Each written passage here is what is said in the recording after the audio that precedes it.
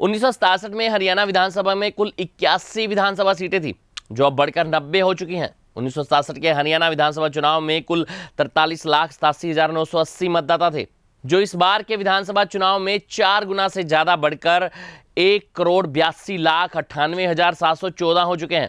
मतदाताओं की संख्या बढ़ने की वजह से पिछले 52 साल में हरियाणा में मतदान केंद्रों की संख्या में भी 4 गुना से ज्यादा बढ़ोतरी हुई है।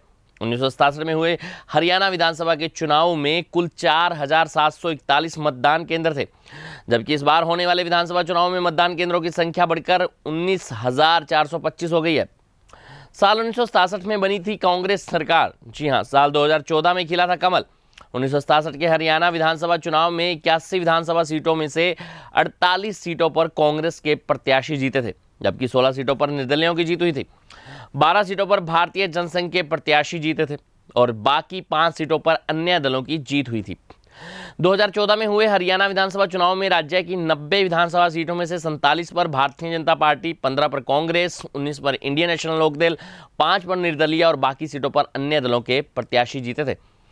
भाजपा और कांग्रेस में बताई जा रही है टक्कर। जी हां, इस बार के हरियाणा विधानसभा चुनाव में मुख्य टक्कर भारतीय जनता पार्टी और कांग्रेस के बीच बताई जा रही है, जबकि इंडियन नेशनल लोकदल और उसी से निकली जननायक जनता पार्टी का भी अच्छा प्रभाव रहेगा।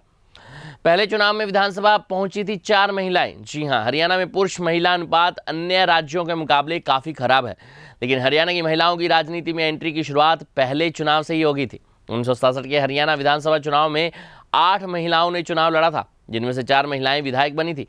उस समय नांगल विधानसभा सीट से लखवती, इंद्री विधानसभा सीट से पी देवी, कैथल विधानसभा सीट से ओ प्रभा और रेवाड़ी विधानसभा सीट से एस देवी ने चुनाव जीता था। ये चारों कांग्रेस के टिकट पर विधानसभा पहुंची थी।